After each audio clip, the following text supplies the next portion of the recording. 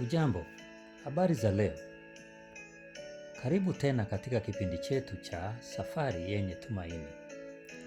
Hapa leo tuna mchungaji Stephen Leta, mchungaji wa kanisa la Tegeta, Dar es Salaam. Tuna dada Grace Momadi Masaka ambaye anaishi New Jersey.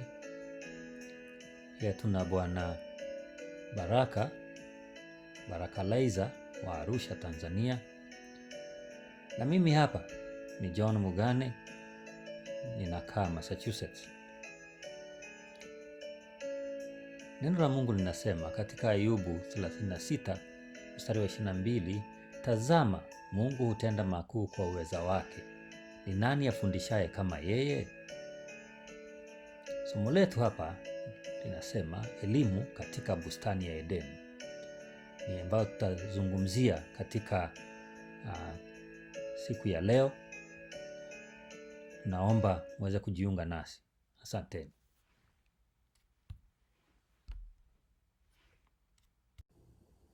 Tunamfahamuje Mungu? Mungu hunena upendo wake kupitia vitu hivi: viumbe asili na mazingira, neno lililoandikwa na ufunuo wa Kristo. Kwa hivi vitatu tumepewa yote tunayohitaji kufikia uhusiano wa wokovu na Bwana wetu, na hasa kumpenda kwa kweli. Ayubu 22 mstari wa 21 inasema, mjue Mungu sana ili uwe na amani, ndivyo mema yatakavyokujia. Elimu ya kweli ni ipi basi? Hilo ndilo swala tunalolizungumzia leo. Elimu ya Kikristo. Kuota hii tunazungumzia elimu katika bustani ya Edeni. Mwongozo huu umeandikwa na wakuu mbalimbali wa vyuo vikuu vya kati vya Kiadventista vilivyoko Marekani. Editor au mhariri mkuu ni Bwana Clifford R. Goldstein na mhariri wa Kiswahili ni Bwana Musa Daniel Mika.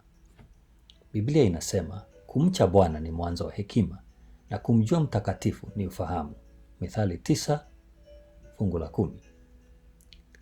Kumcha Bwana kwa njia nyingine ni kusema kumjua mtakatifu, na kuwa na hekima ni kuwa na ufahamu. Wazo kuu la robo hii ni kwamba chimbuko la hekima, maarifa na ufahamu ni Mungu mwenyewe. Katika kitabu cha Luka 10 mstari wa 27 nasema tumpende Mungu na nafsi zetu zote, nafsi yako yote mwenyewe, kwa moyo wako wote, kwa roho yako yote, kwa nguvu zako zote na kwa akili zako zote. Tutaanza na mchungaji Leta, halafu dada Grace Momadi Masaka na Baraka Laiza atafuatia. Tuombe. Baba yetu wa mbinguni, tunakushukuru kwa kutupatia nafasi hii tena kutafakari neno lako. Tunaomba Roho Mtakatifu atuongoze sisi sote, tusaidie kuwashirikisha wengine, tupatie nuru na elimu ya kweli. Tunaomba haya katika Kristo Yesu. Amina. Mchungaji Stephen Leta ni mchungaji wa mtaa wa Tegeta katika jiji la Dar es Salaam, mojawapo wachangiaji katika mjadala wa leo. Leo hii tunaangazia somo jipya kabisa linaloletwa kwetu katika robo hii ya 4 au ya mwisho ya mwaka wa 2020 na somo hili linasema elimu katika bustani ya Edeni, ya kwamba elimu hii ilianza katika shule ambayo Mungu alianzisha katika bustani ya Edeni, bustani ambayo ilikuwa imesheheni mazingira bora sana ya kufundishia, na mwalimu mwenyewe akiwa ni Mungu mwenyewe, wanafunzi wakiwa wawili, Adamu na mkewe Eva, na kitabu cha kufundishia kilikuwa mazingira yale yaliyokuwa pale bustanini. Kutupatia elimu ya Kikristo, na hapa tunaenda kuangalia elimu hii ya Kristo imesheheni mambo gani, inazungumzia nini, inawahusu watu gani, na katika somo la leo tunaenda kuangalia mahali ambapo elimu hii ya Kikristo ilianzia. Kwa hiyo katika somo la juma hili tunaangalia elimu katika bustani ya Edeni, kwamba kile unachokifundisha kinawafikia na kinapokelewa na kueleweka vizuri. Jambo jingine tunalojifunza katika hii siku ya kwanza katika hii shule ya kwanza ni kwamba Mungu alimsaidia Adamu na mkewe kwa kumpatia kazi za kufanya. Mojawapo ya mambo ya muhimu sana katika kufundisha ni lazima kile ile shule pamoja na umaarufu wake mwingine tulioutaja, ilikuwa na mwalimu bora aliyekuwa anawajua wanafunzi wake. Mungu alimjua Adamu vizuri, Mungu alijua Eva vizuri, alijua uwezo wao na upungufu wao. Kwa hiyo alikuwa na uwezo mzuri wa kufundisha. Na hili ni jambo la msingi pia hata leo, kuwafahamu wale tunawafundisha, kufahamu nini kinachoendelea katika akili zao, ili ujue namna ya kazi vinavyohitajika, na jambo hilo Mungu alizingatia.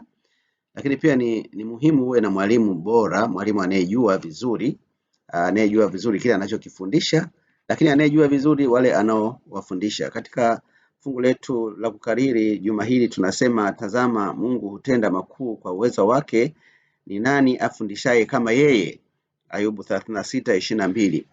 Na jambo hili limedhihirika kabisa ya kwamba elimu hii ilianza katika shule ambayo Mungu alianzisha katika bustani ya Edeni, bustani ambayo ilikuwa imesheheni mazingira bora sana ya kufundishia, na mwalimu mwenyewe akiwa ni Mungu mwenyewe, wanafunzi wakiwa wawili, Adamu na mkewe Eva, na kitabu cha kufundishia kilikuwa mazingira yale yaliyokuwa pale bustanini.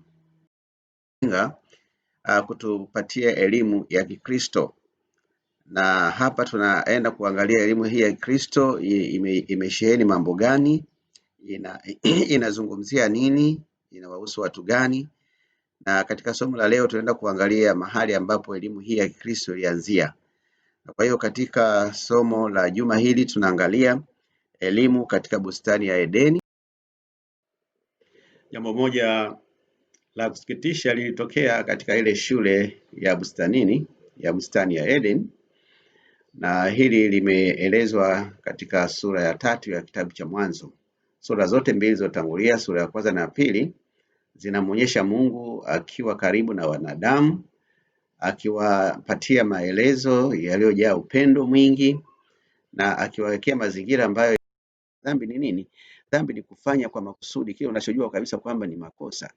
Lakini Eva alifanya kosa, na kosa nini? Ni kufanya kile ambacho umeaminishwa katika akili yako kabisa kwamba kiko sahihi. Hapa pana jambo kubwa la kujifunza hata leo, kwamba tuwe waangalifu sana, tusije tukatumbukia katika makosa ya Eva au tukatumbukia katika dhambi ya Adamu. Nahisi kwamba maisha yatakuwa mabaya sana kama atakuwa peke yake tena, kwa sababu uwepo wa Eva katika bustani ya Edeni ulileta faraja sana kwake, na wazo la kwamba anaweza akaondolewa kwa sababu ametenda dhambi ulimletea huzuni sana. Kwa hiyo akajaribu ku-maintain ile furaha yake kwa kubaki na huyu mtu ambaye ametenda dhambi, lakini sio kubaki naye tu kwa kushiriki kosa lake.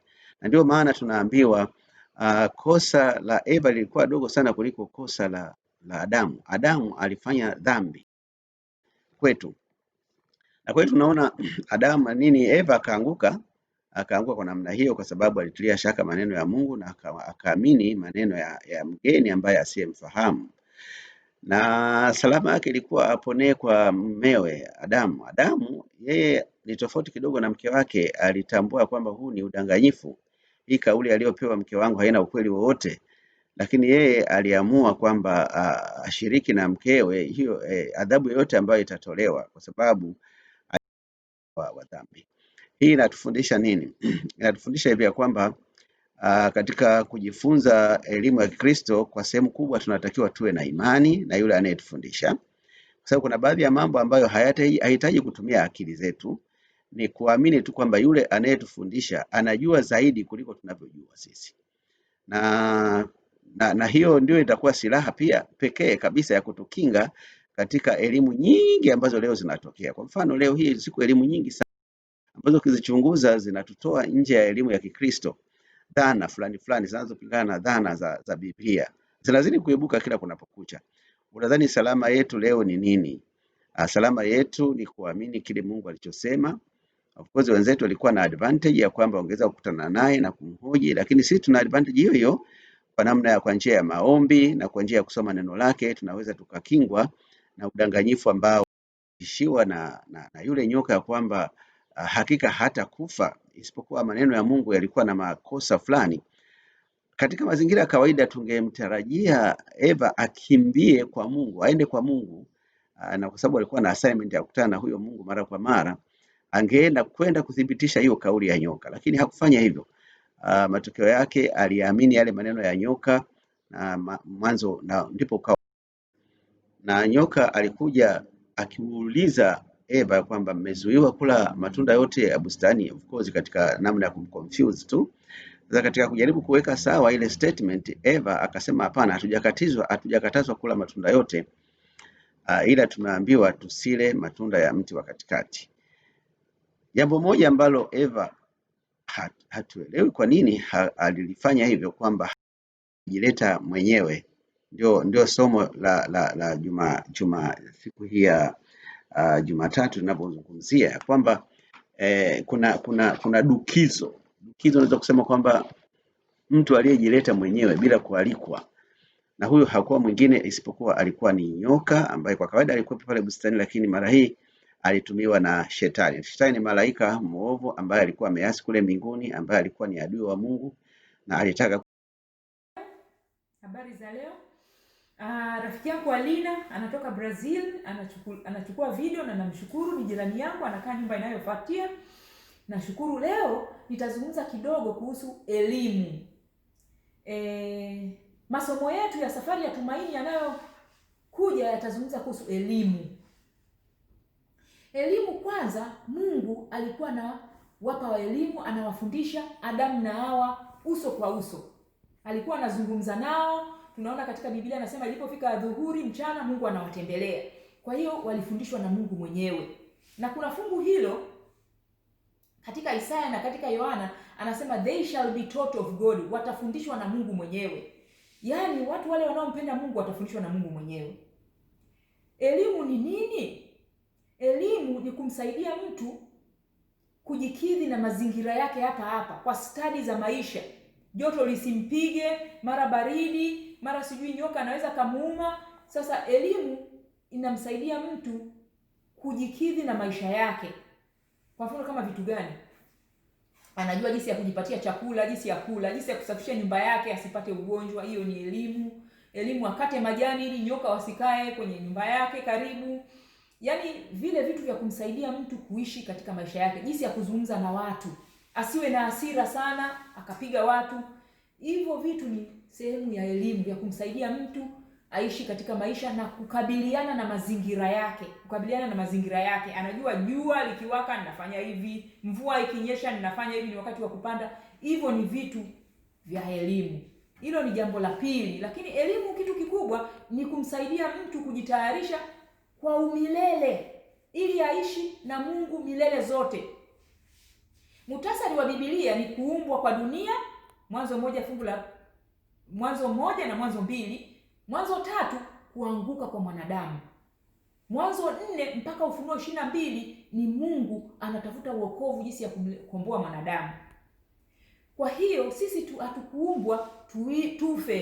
Tuliumbwa tuishi milele, tuliumbwa tukae na Mungu, Mungu atufundishe milele zote. Lakini mambo yaliharibika. Ni kama treni inapita mahali, reli imeharibika, sasa tuko kwenye ukarabati. Ile treni inakarabatiwa ili kusudi tupite vizuri. Kwa hiyo tunakufa, japo kwa kifo ni kitu kibaya, ni kwa ajili ya our advantage, ni kwa ajili ya faida yetu. Manake kama tusingekuwa tunakufa tungeishi na huzuni zote, lakini hatufi na tunapata tu shida. Maana kwa mfano una jirani yako mwizi anakupiga kila saa, lakini hufi, na kila saa usiku anaingia saa 9 usiku anakupiga, maisha yako yote hayo yangekuwa maisha magumu. Lakini Mungu amefanya kiasi kwamba tunakufa tunapumzika, lakini tukimwamini yeye Mungu atatufufua siku ya mwisho, tutaishi milele. Kwa hiyo ndio elimu ya bustani ya Edeni. Baadaye wazazi wakafundisha watoto wao. Baada ya hapo zikaanzishwa shule za manabii. Na baada ya shule za manabii watu wakawa wanafundishwa. Israeli watoto walikuwa wanafundishwa. Tunaona katika Kumbukumbu la Torati 6 anasema, sikiliza o Israeli, Mungu wako ni mmoja, mpende Bwana Mungu wako kwa moyo wako wote, kwa akili zako zote na kwa nguvu zako zote, na jirani kama nafsi. Na pia anasema kwamba uwafundisha mambo haya watoto wako. Wakiamka asubuhi unawafundisha kuhusu Mungu. Mchana unawafundisha, jioni unawafundisha. Anasema uyaweke kwenye miimo ya milango yako, uyaweke kwenye hata kwenye kipaji. Naona Waisraeli wanaweka kila mahali, wanaweka kumfundisha nani ni Mungu, tuko hapa duniani kwa sababu gani. Mfano unaweza kusema kwamba mimi ni nani, niko hapa duniani kwa ajili gani, naenda wapi, ndio safari yangu ya tumaini ambayo ni muhimu. Mimi naitwa Grace Momaji Masaka, niko hapa duniani kwa sababu gani? Niliumbwa na Mungu, mambo yaliharibika na sasa hivi kuna ukarabati. Ninaenda wapi? Ninaelekea mbinguni. Kwa hiyo ninamchagua Mungu kuwa Bwana kila siku ninapoamka. Kwa hiyo elimu ni kwamba sasa hivi tunapoendelea katika elimu yetu duniani, siku moja tutakuwa na Mungu milele, ambapo yeye ndio atakuwa mwalimu wetu. Darasa letu litakuwa yani universe kote, sayari zote litakuwa darasa letu tunaangalia, na mbingu ndio itakuwa mbingu itakuwa darasa, na masayari yote yatakuwa vitu tunafundishwa. Yani saa zingine tunaweza kukutana na wewe katika sayari nyingine, unasema umekuja kufanya nini hapa? Nimekuja kutembea. Tunatembea sehemu mbalimbali. Mimi napenda sana kutalii. Ningekuwa na pesa ningetalii sehemu nyingi. Nimetalii nchi chache tu, lakini ningekuwa na pesa ningependa kwenda hata Antarctica huko, Arctic, ningependa hata Australia. Ningependa sana siku moja niende Australia, niende Uchina, lakini sina pesa za kufanya hayo. Sasa elimu, Mungu ndiye mwalimu mkuu, na anasema tutajifunza milele zote, lakini hatutajifunza ubaya, hatutajifunza uovu, hatutajifunza dhambi, tutajifunza mambo mazuri tu milele zote. Yani tutakuwa tunafurahia tu kujifunza. Kwa mfano sasa hivi watu wanaita kitu kinaitwa study tour, wanaenda nchi mbalimbali kujifunza. Haya mambo ya degree na karatasi watu tu wamejiwekea wenyewe, yanatusaidia kiasi fulani, lakini kitu kikubwa ni kumwamini Mungu. Sisemi kwa ubaya na degree za karatasi labda 5, lakini hazinisaidii chochote kitu cha maana sana kuhusu umilele. Kitu kikubwa ni kumwamini Mungu katika maisha yako. Tunapata hizi degree za karatasi kumwonyesha mtu kusudi atupe kibarua, alafu akitupa kibarua labda kinatusaidia kujikimu maisha yetu. Lakini hiyo degree ya karatasi tunayoiweka kwenye kuta zetu sio kitu cha maana sana. Kitu kikubwa ni educating for eternity, kusoma ili kusudi tuishi milele. Ulikuwa sio mpango wa Mungu sisi kufa.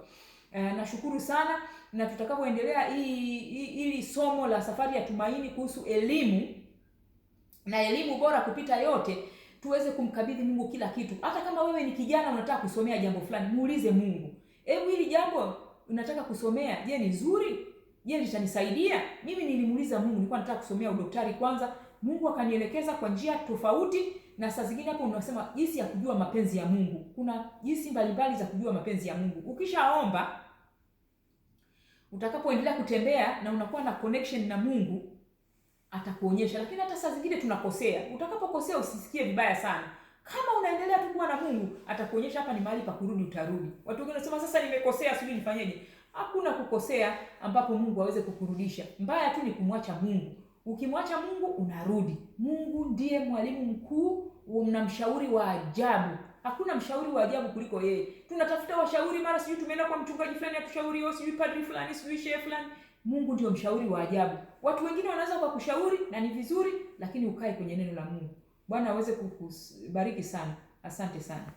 Na ninaitwa Baraka Laiza, na katika juma hili katika kujifunza lesoni tunajifunza somo zuri sana na somo la pekee ambalo lina kichwa cha ujumla cha wiki nzima kinachosema elimu ya bustani ya Eden.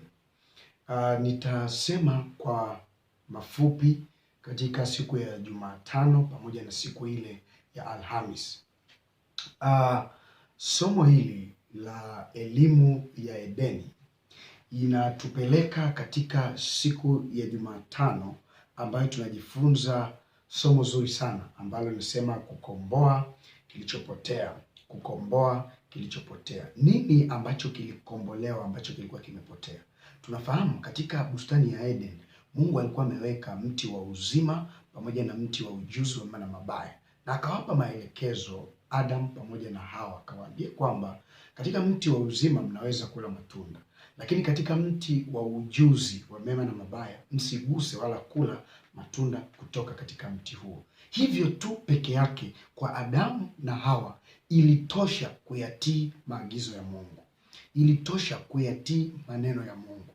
Kwa hivyo baadaye, kwa kutotii na kuisikiliza sauti ya shetani na uongo wa shetani na kula katika ule mti ambao hawakuambiwa wale, kutoka huko kukawatenga Adamu pamoja na mke wake, kukawatenga na Mungu wao. Na hivyo kwa sababu hiyo sasa kurejesha ama kukomboa kile ambacho kilipotea.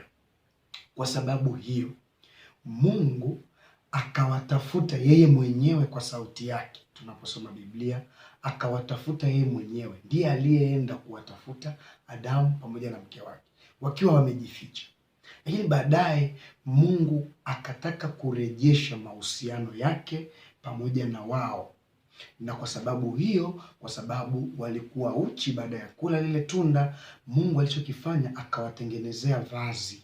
Akawatengenezea vazi kwa kumchinja mwanakondoo, ikionyesha kafara ya pekee na ikiakisi kafara ya pekee, yaani Yesu Kristo kama kafara ya mdhambi. Kwa hivyo kile ambacho kilipotea kilirejeshwa tu kwa sababu ya kafara. Mahusiano kati ya Mungu pamoja na familia ya Adamu yalirejeshwa kwa sababu ya kile kilichofanyika kwa Mungu kuwatengenezea vazi la kondoo na wakaonekana wamevalishwa vazi.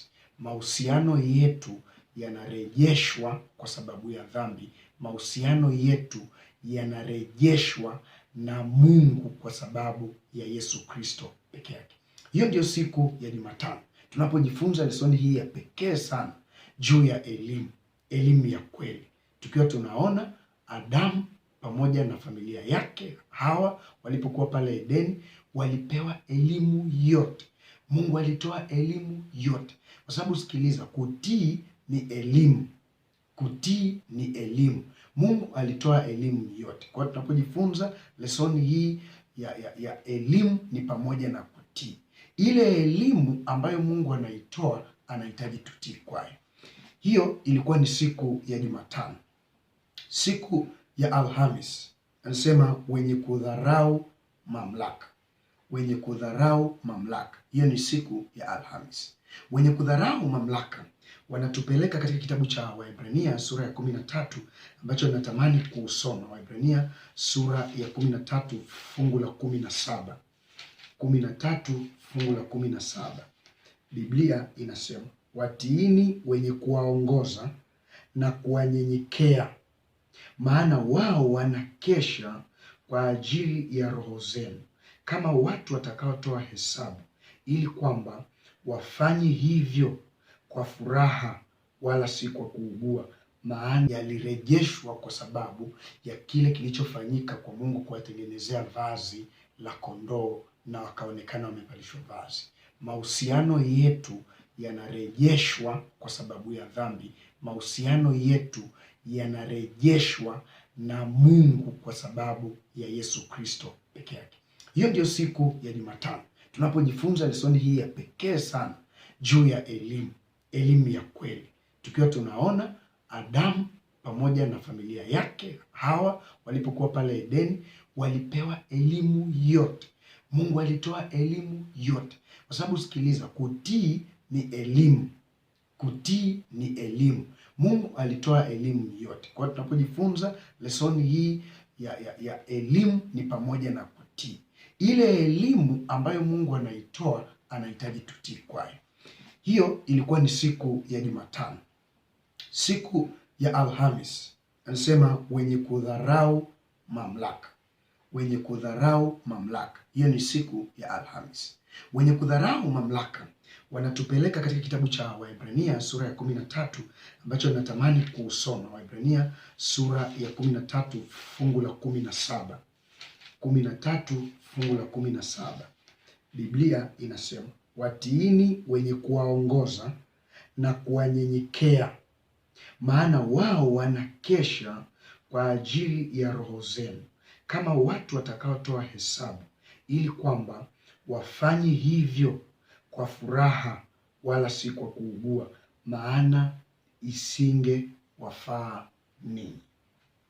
Paulo anaonyesha habari au anaeleza fundisho la utiifu, na somo hili linasema kwamba wenye kudharau mamlaka.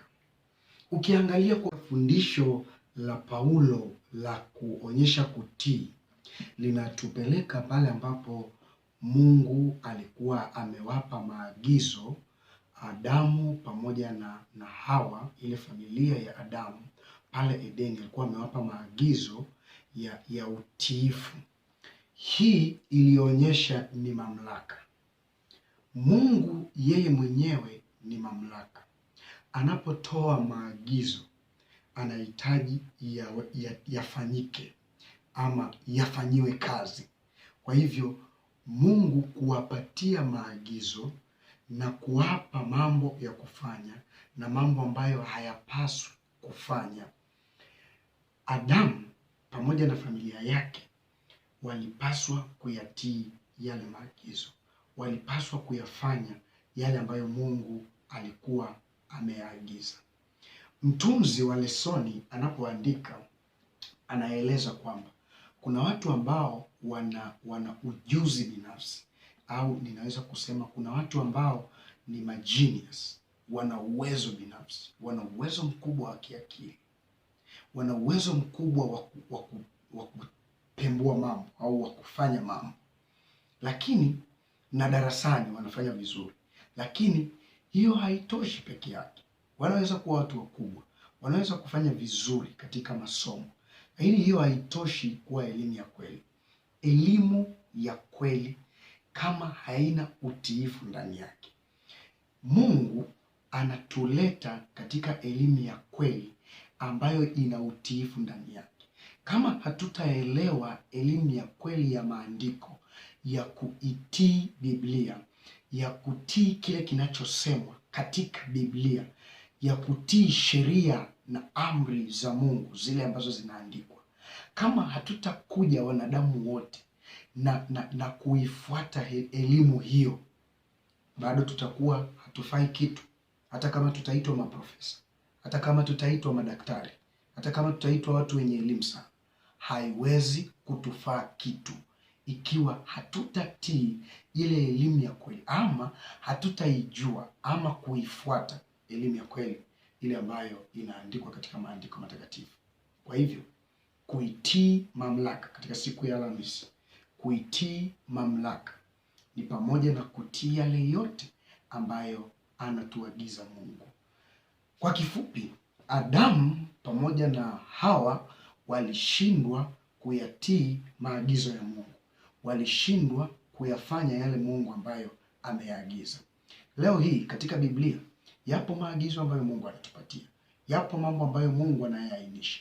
Tutaendelea kujifunza katika lesoni ya robo yote hii. Elimu ya kweli kabisa ni ipi? Tutaendelea kujifunza kadri ambavyo Mungu ataturuhusu, lakini kila mmoja wetu tufungue mioyo yetu na Mungu atusaidie ile elimu ya kweli kuifahamu na kuifuata. Ni jambo moja kujua elimu na kusoma juu ya elimu fulani. Hii ni jambo la pili, kufanya juu ya ile elimu ambayo umejifunza. Mungu atubariki sana. Kwa kumalizia lesoni hii, tunaona katika Ayubu 37 mstari wa 16 kwamba Mungu ni mkamilifu wa maarifa. Wavumbuzi wa matawi ya sayansi yasiyopungua 40 walikuwa tu sio wa kumcha Mungu, walikuwa Wakristo. Yohana 1 mstari wa 9 nasema, nuru halisi amtiaye nuru kila mtu akija katika ulimwengu, imwangaziayo kila mtu. Kupitia Yesu kila mtu hupokea baadhi ya miale ya nuru ya kibingu. Ernest Walton alikuwa ni mwanasayansi mmoja ambaye alishinda Nobel Prize ya Physics. Yeye alisema katika maisha yake sayansi ni njia moja ya kumfahamu Mungu. Yeye ndiye aliunda ile formula inaitwa E=mc². Washington Carver naye pia alikuwa ni mashuhuri kwelikweli, mtu mweusi wa Marekani, na alisema imani yake katika Bwana ndio ilikuwa msingi wa utafiti wake. Yeye alikuwa mwalimu wa kundi la Biblia. Bernard Rainman alifariki akisema sala ya Bwana. Alipeleka masomo ya geometry mbele sana, yakaja kuwa msingi wa yale Albert Einstein alikuja kuyavumbua baadaye. Isaac Newton naye ni mashuhuri sana. Aliunda telescope ya kwanza, lakini mashuhuri wake ilikuwa ni kwamba muda mwingi aliutumia kusoma Biblia kuliko kufanya hesabu na fizikia. Alionyesha kwamba miale ya nuru ina rangi zote za upinde. Sasa basi swali ni kwetu, ni kwa jinsi gani twaweza kumjua Mungu vyema kupitia kazi zetu? Kazi za malipo, za elimu, za kujitolea na za huduma. Endelea na safari yako. Mtangulize Mungu kwanza. Tafuta elimu iliyo ya kweli ambayo tumeiongelea katika siku ya leo. Ubarikiwe sana na Bwana. Leo hii katika Biblia yapo maagizo ambayo Mungu anatupatia. Yapo mambo ambayo Mungu anayaainisha. Tutaendelea kujifunza katika lesoni ya robo yote hii. Elimu ya kweli kabisa ni ipi? Tutaendelea kujifunza kadri ambavyo Mungu ataturuhusu. Lakini kila mmoja wetu tufungue mioyo yetu na Mungu atusaidie ile elimu ya kweli kuifahamu na kuifuata. Ni jambo moja kujua elimu na kusoma juu ya elimu fulani. Hii ni jambo la pili kufanya juu ya ile elimu ambayo umejifunza.